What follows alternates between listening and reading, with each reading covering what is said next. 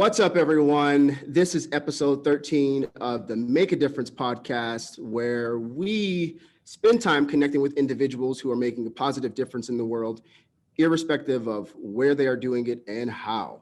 I have my lovely co-host Farra with me, and we have the privilege today of being with Doll Avant, founder and CEO of Aquagenuity, which is a technology-based company whose mission is to predict and prevent water-related crises, or crises, depending on how you pronounce it, by democratizing the information available to us all about the quality of our water.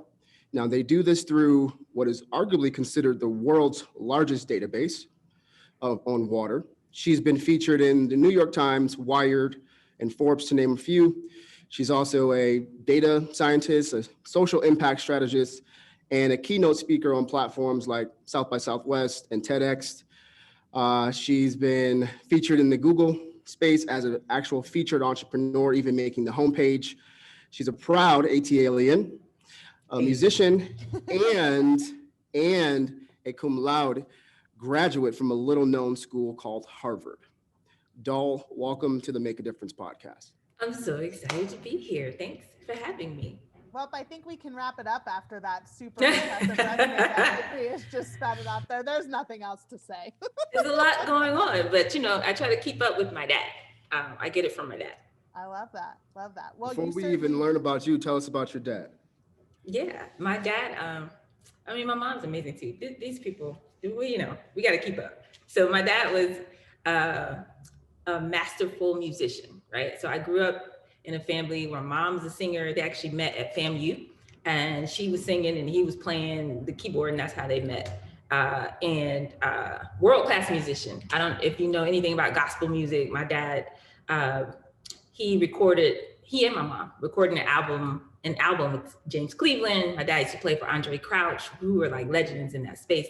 And they recorded with Stax Records and whatever. But also, just on the side, he was also a PhD statistician for NASA back when Neil Armstrong walked on the moon. They lived in LA really up until the year before I was born. My parents did. So this dual brain thing, I got it kind of from my dad. And then also my uncle, who is my dad's brother, I didn't know till I was a full-grown adult. He has 9 US patents. Like they just failed to tell us that as kids. Like, what are you talking about? So yeah, so I'm just trying to keep up with that generation. Well, let's go. Yeah, that's awesome. That's really awesome. I think we just want to dive in and really, to begin, just hear about this unbelievable company that you founded and what you guys are up to. Totally, yeah. So Aquagenuity, where water meets ingenuity. This work started for me back in 2015, 2016, when Flint, Michigan kind of made national and international headlines for just this horror show of poison coming out of people's taps, right? And we don't really think about the scope of that problem. Is actually about 100,000 residents, 40% of whom just happen to be African-American, many of whom were living, close to or near poverty line, but turn on the tap, the water's coming out, and it's literal poison. Like, lead is a neurotoxin. Like, we don't think about how bad it is, right? And the amount of lead in that water is twice the amount that would have been considered toxic waste, right? But it's like, this is the water you drink, you cook with, you bathe your kids. Like, what are you supposed to do? Like, you take a bath with bottled water. So that's not cool. So I started researching, trying to understand, like, how is this happening? These are American citizens, what's really going on? So I went to Harvard for undergrad. So I went back to the School of Public Health and did this big analysis research review and discovered this really disturbing fact that kind of set me on this journey that I shared in my TED Talk, that there are 3,810 locations in the United States with more lead in their water than Flint, Michigan. Like, this is a huge, crazy problem. Say that number. 3,810 locations in the United States with more lead in their water, right? And it's just like, what? I mean, this is reported by Reuters. Like, the cities who have these problems, they know it. And it's not to their benefit to tell the residents, right? Because then they're going to get in trouble. Like, there were criminal charges in Flint. Like, some people actually went to jail for neglect and manslaughter, like crazy. Like, it's not okay what happened, right? So for me, being a data scientist, I saw it as a data problem, right? So most people, rightfully so, were marching in the street, mad at the governor, and just really upset, and they saw it as a political issue. But for me, it was like the people that need this information just don't have access to it. So, why isn't there an app for this? That was my question. And so I set out to try to find this data and try to put it all in one platform. And then quickly realized why no one had done it before is because it's really, really hard to do, like a super difficult problem to solve. There are actually 151,000 individual water systems in the United States, depending on how you slice it. And they're all different. The data is all different formats and siloed, and it's unstructured, and it's hard to find. In some cases, you have to file a Freedom of Information Act just to find out who's going to do all that, right? Because we grew up, most of us, post 1970. The EPA was founded in 1970. So since that time, we're all kind of grew up in a world where like, oh, somebody's watching, somebody's monitoring that. Like, we don't think about it. We're Americans, our water's fine. And it's not fine, but people don't know it until, something crazy like Flint happens. So I spent about 2 years aggregating all this data, or actually just designing the data architecture for how to aggregate all the data, any water quality data from the EPA, public utilities, municipalities, any publicly or semi-publicly available source into a single interface. And I did not know that was kind of innovative until Singularity University at NASA Research Park called.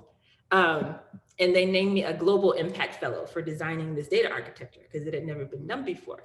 And then from there, some of the stuff you were talking about started to snowball. So then Google called, they flew us up to Flint. They did a little docuseries on our work in water. They named me an International Woman of Water, which I didn't know was a thing.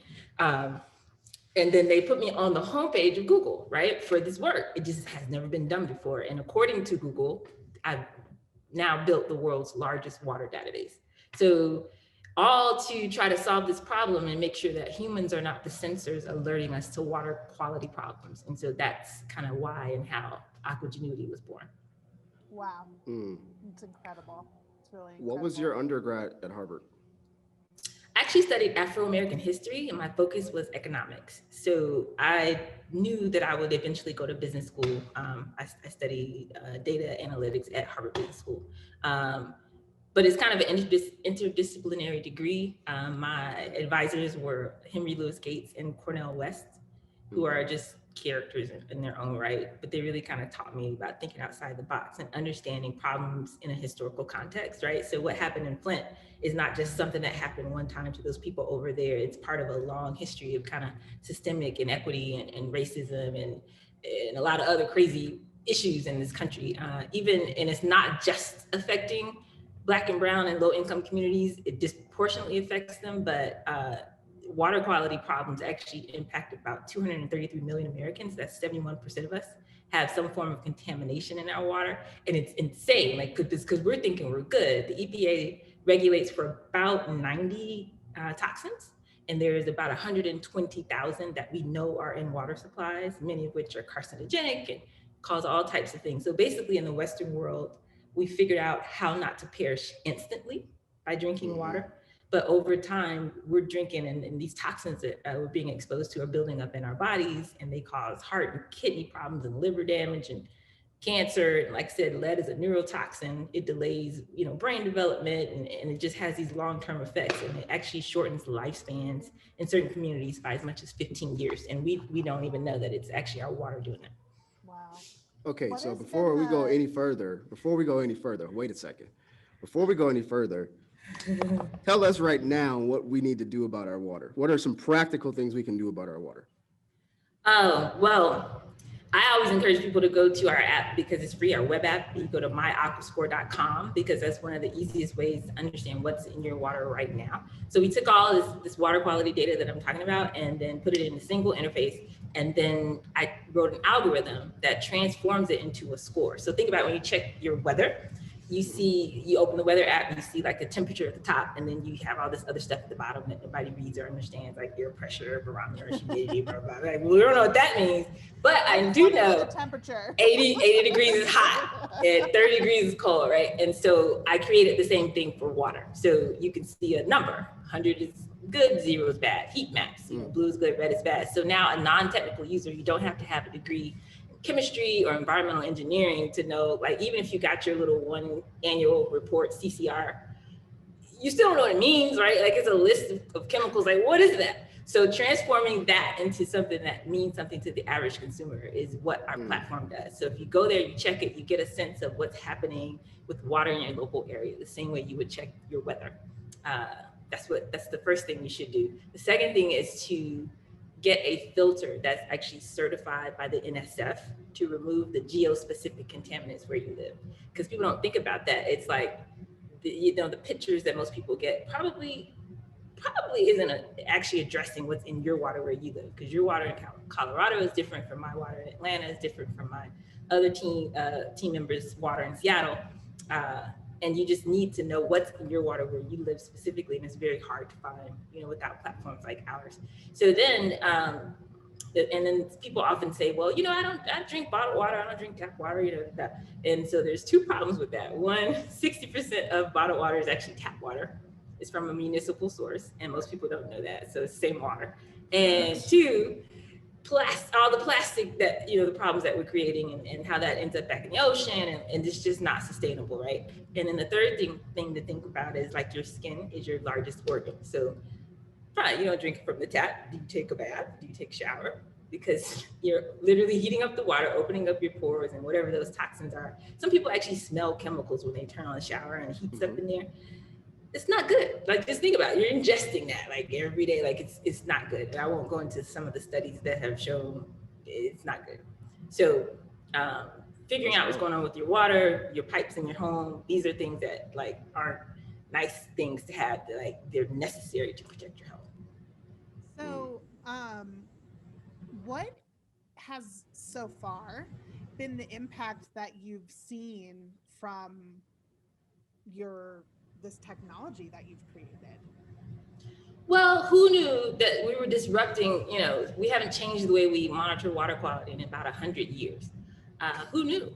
So kind of the first phase of it was, and I can say this in the I guess the times that we live in, right? So I got a lot of incredulity, is that the word? It's like, wait a minute, you did what now? You invented what? Because they're looking at me, I don't look like a data scientist, whatever a data scientist looks like, right? And they're like, well, what do you mean you did this? And I'm like, yep. And so then they'll go, like I've had multi-billion-dollar companies like go and research for 2 years and try to find like some other solution that does what our solution does. And they come back and they're like, well, we couldn't find it. I was like, yep, I know, because no one has done it. It's just a very, very hard problem. We solved it. And so we were excited to be leaders. So just being a leader in that way and being able to now open up, because water is a shared asset between consumers, corporations, and cities. Like I can't just kind of serve one or the other to do the work that we do. So now it's opening up new lines of thought and research and innovation from other folks in this space, whether that's researchers at universities,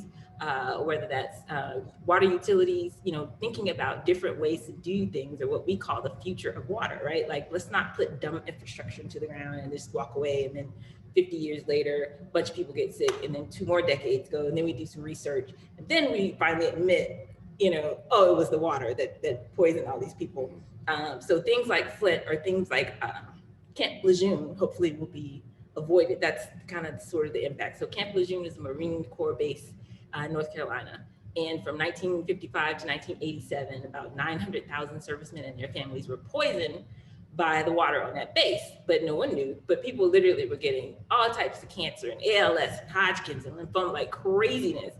People literally died, right? And so 30 years go by, then they start doing research, and then just a few years ago, they finally started doing some settlements, about $3 billion and counting, payments to the families and stuff like that. Well, that doesn't help, for all the people that got sick or perished. And this is a military base, like this is a government entity. So imagine what's happening in some of the other areas that aren't being monitored. So we're really ushering in that future of water where this type of thing is being monitored regularly. So you have real-time access to data about what's in your water so you can protect your health. So we talked about the things that we individually could do in our own homes, in our own lives, to protect ourselves and make sure that not only the water we're drinking, but the water that we use on a daily basis to shower, bathe our kids, wash our hands, whatever, is free from toxins. But on a bigger scale, what, in your opinion, needs to happen not only in this country, but, you know, everywhere, to ensure that there is clean water for everybody? What needs to happen? How do we fix this? Yeah, and that's what's really unique about our platform, because we're not a sensor company, we're not a filter company, we're not even, you know, just kind of testing water in a silo. We're the only platform that aggregates all this data into a transparent platform so that other people can see, so that consumers can see how this factory or corporation down here might be impacting the local water table, or cities can see, you know, there's no dashboard right now where a city can pull up and look and see, hey, this part of the city is in a red zone. They have something going on with their water quality. So given that level of transparency means they can deploy those infrastructure dollars based on need and not based on, you know, who has the most political influence, or, you know, the tax base is bigger, things like that, right? So it makes it easier for resources to be deployed to serve the people that need it most. But it's not even my opinion that the data is the key, right? There are reports from the President's Council on Science and Technology, the United Nations, the World Bank, you know, Brookings Institution, literally saying, hey, we've got sensors and filters and innovation and different things in different parts of the world that people have invented, but what we don't have is the data. We don't know where to deploy it until it's far too late. And so that's really what we're doing that others haven't done, and hopefully will open up, you know, bringing those solutions, like you said, to the people that need it. It's amazing. So actually, isn't it funny how out of curiosity, we're always like, so my mind's going. Right. But from an infrastructure standpoint, so the issue, so you have filters, you have all these different moving parts, and then bringing them together and deploying. Do you see from your experience and the people you're now in circles with, is the infrastructure issue going to actually be solved? Eventually. So right now, today, if we were to try to fix just the infrastructure in the United States, it would cost about $1 trillion. Translation, you know, that's not going to happen, right? Because we got other problems that we need to solve right now. And just the government, I mean, I think what we've learned from the pandemic is the government is actually not set up or equipped to kind of give us real-time information, right, about environmental threats to our health. But they're just not efficient at a lot of things, right? So something like, we need a military. Like, I can't raise my own army, right? So they're good at that. You do that, but other things, not so much. So I think we're a long way away from really solving all of the infrastructure problems. Our infrastructure is about 100 years old in this country, and it's received a D rating from the American Society of Civil Engineers because it's crumbling. Like, it's just bad. But I personally am on a mission in Aquagenuity. I call my team the Justice League, because we're like on the front lines. We're out here like in these Aquagenuity streets. And I'm on a mission and like a campaign to eradicate lead lines in the United States. So there's 6.1 million lead lines in the US, which is crazy. Like, lead was outlawed in pipes in 1986 or so. But they're still just like sitting there. And if something crazy happens, like Flint, you know, chemical reactions happen and make those pipes start leaching, they're only required by law to test for lead once every 3 years. So you could actually be drinking Flint levels of lead in your water and not know it, because it is actually odorless and tasteless and all the rest of that. So you may not even know that there's lead in your water. So we're starting with lead and working to help cities eradicate that, and using our data to go in and start replacing some of those service lines. So, man, I gotta stop saying so. I just realized I want to know a little bit more about you. So you see this issue and you step into it, but why even step into it in the first place? Maybe what's in your makeup that leads you to step into a crisis and want to just try to do whatever you can? Well, a couple of things led me to doing this. I didn't know how hard it was going to be when I started, but I had great advice from one of my mentors in business, and they told me, you know, look for the biggest problem that you can find that you are uniquely qualified to solve, and, you know, try to serve as many people as you can, and you'll by default be successful in business, right? So I think part of that was in the back of my head. But I talked about my dad because he actually, in more ways than one, influenced where I am today, right? So I told you kind of how his background led me to just be this multifaceted person. I'm always curious. I'm always learning and figuring things out.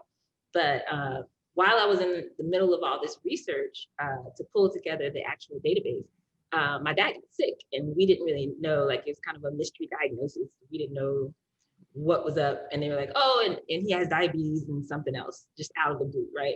And so he's 72 years old, relative health, and we were like, well, people do get old, they don't take care of themselves, it's whatever. But then I started thinking, okay, his lifestyle hasn't changed, his diet hasn't changed. He did move. He was a professor at the end of his career. He retired, moved to a new house, small town, but nothing else had changed. I'm just like, well, you just got diabetes out of the blue. Okay, great. But I'm in the middle of this research report and a research project, and came across a report linking arsenic in the local water supply to spikes in diabetes. Like, this is a university-backed study, but like, it wasn't common knowledge. And I'm like, wait a minute, what is with his water where he just moved to? And had been about a year or so. By this time, his health took a turn for worse. Long story short, he actually passed away from kidney complications due to that initial diagnosis in June of 2017. And 2 weeks later, I started this company because it made me ask the question, how many folks or how many mothers or fathers, are being impacted, lives are being shortened, like, and we're thinking, oh, they're just getting old. Did you know Alzheimer's, for example, is linked to high levels of aluminum in water? And we're just thinking people get old, they get senile. Like, no, like, it's environmental. Like, that's crazy to me. So that's really what pushed me over the line. And then the third influence, one of my mentors, they're actually the founders of Samuel Adams. And so I was at their home one day, and the Cynthia Fisher sits on the board also of Matt Damon's water charity, water.org. And she said, it's amazing the work that Matt, she just talk about him by first name, that Matt is doing with clean water overseas, right? But somebody needs to do something about water here in the United States. And that was kind of the third thing that pushed me over the line, because, we think about water as a third world issue, and it's actually actively impacting us right here in the US, and it's not right. It's just not right. So who better than me to try to solve it? It's incredible. Sorry to hear about your dad, but what an incredible legacy that you're continuing on in his name. I mean, it's truly incredible. And I think that clean drinking water specifically is something that everybody can get behind and should get behind. Absolutely. So, all right. Well, you got something? Well, yeah, I was gonna kind of take us down a different road. Oh, okay. Go ahead. Okay. Go ahead. Well, I'm curious, and just so you know, we ask everybody these questions, and we love the answers we get. But I'm curious, what is the worst advice you've ever received, and what is the best advice you've ever received? Okay. Worst advice. And this might apply to some folks, whether you're entrepreneurs or just kind of amazing people that are listening. The worst advice I can say is, especially for my mission of my company, in a tech startup world, they usually tell you, hey, just focus on one little thing and one little feature and just do that and get it to market. Okay, that doesn't actually work for everybody. So think of it, take a step back and just look as a personal, as a person. A lot of folks, they tell you, be great at one thing. Okay, I got best all around in high school. It just so happens that maybe that's in my DNA, but like, I'm a world-class singer, but I'm also like a scholar and a data scientist. Like, so what if I lived my life like, well, I have to pick one, like, I can only do one thing. And Jane Fonda, Oscar winner Jane Fonda, was actually my mentor in high school. She picked me out from the performing arts program. They sponsored our performing arts program at my high school, Frederick Douglass High School. I can go Astros, ATL all day. Okay.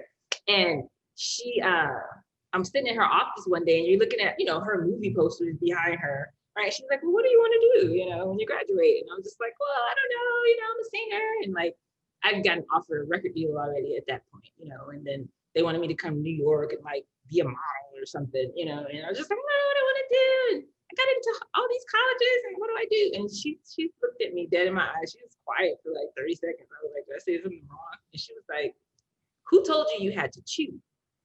Like, you can be two things, like, you know what I mean? And so you think about somebody like her, who's, obviously a world-class actress, but also like a well-known activist. Most of the people that we really admire are what do you call multi-hyphenates, right? Or like Leonardo da Vinci, like nobody told him, do one thing. What are you talking about, right? So I'm a Renaissance woman, I'm multi-passionate, multi-talented, and that's okay. So I think the worst advice would be to kind of shut off. If you know this is your gift, like it's one thing to just be unfocused and all over the place. But if you know you have gifts in more than one area, just develop them, and kind of go for it. Best advice, definitely to find the biggest problem that you're uniquely qualified to solve and go for it. And that's how you change the world. Love that. You know we're gonna eventually ask you to sing for us, right?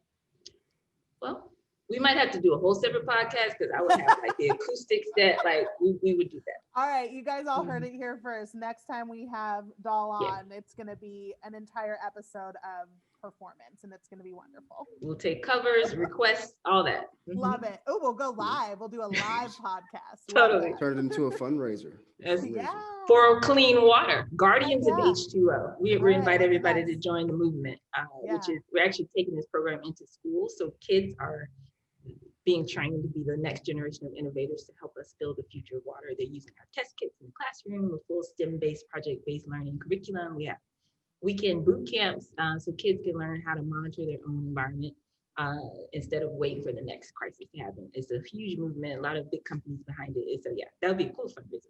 That's awesome. Let's go. All right, I'm gonna keep the questions rolling. So actually, you kind of just touched on it before I go into some of the questions we always ask. What are some of the communities that are important to you or other issues that are important to you outside of water? Are there any that are applicable to that question? Definitely. Anybody who's underrepresented, whether that's women or people of color or just people who were counted out, or the underdogs. I'm always looking for ways to support programs and solutions to give those people access, right? To make the meritocracy that we grew up thinking that America is, make it a reality. So I'm all about that. So specifically female entrepreneurs, I have a class called Pitch Queen. They call me the Pitch Queen. Because long before we had a product and a database and all the cool technology that's actually crazy, we just got an award from Amazon, Innovation Award, a couple weeks ago. And now Amazon's leaning in, so they'll create an Alexa skill. So you can say, hey, Alexa, what's my Aquascore? Which is just crazy, the journey that I've been on. But, long before I had all of that, you share your vision. That's how you start with why, right? There's two TED Talks you should watch. One is mine, What's in Your Water, and the other one is that one by Simon Sinek called Start With Why, right? And so sharing your vision and being able to do that strategically is actually a skill that people can learn. So I teach that to female entrepreneurs because I want them to kind of find their voice and master the art of the pitch so they can walk into any room and get a yes. I feel like if I can help 10 or 100 or 1,000 people to do that, it'll be amazing. Mm-hmm, mm-hmm. What are you afraid of? I make it my goal not to live in fear. I believe in energy a lot, right? So if I see something, I have to get to the root of why is this making me uncomfortable, and I try to resolve it. So currently in this moment, I'm not in fear of anything. I think in the past, if you look too far down the road, it was one of the questions you guys asked me earlier, like what made you think you could solve this problem? Well, I wasn't thinking about it. Like I wasn't thinking like, oh my God, I'm gonna be on this global stage and have to deal with all of this and speak on stages around the world to share this mission. And no, I was literally just like, this is a problem, someone should solve it, I'm gonna go, right? And so I think to stay out of fear, just don't think too far, too many steps ahead, right? Just do what's right in front of you, do what's in your heart, that's next to do. Love that. Let's go. What's your favorite quote?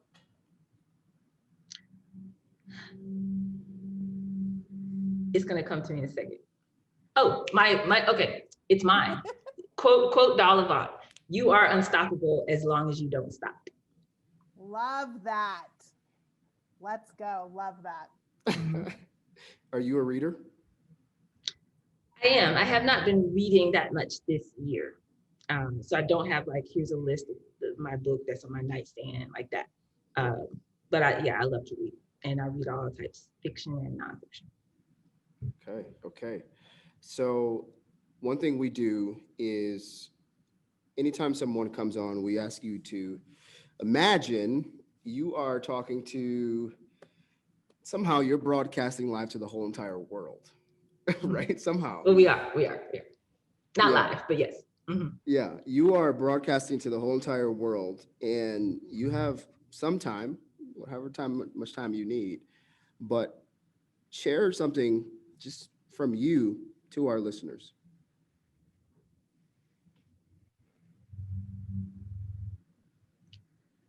I believe that all the answers to the problems that we see in the world are locked inside of brilliant people who are sitting at the house, not taking action on the things that won't let them sleep at night. And if I could reach out and touch everybody, I would shake you by both shoulders and say, do not ignore the voice that is speaking to you, that idea that won't leave your head, that thing that keeps coming back to you, that theme that is consistent in your life. Please follow that path. You may not know where it ends. I had no idea when I started this work, where I would be today. Like I said, speaking on stages around the world and having, being named one of 7 technologies saving the world's waterways by Ocean Vision, which is a collective between MIT, Stanford, the Smithsonian, the United Nations. What? I'm a kid from Southwest Atlanta. I had no idea. So when you take a step and you take another step and another door opens, this is how we change the world. So please step out on what's in your heart to do and go for it. Mm.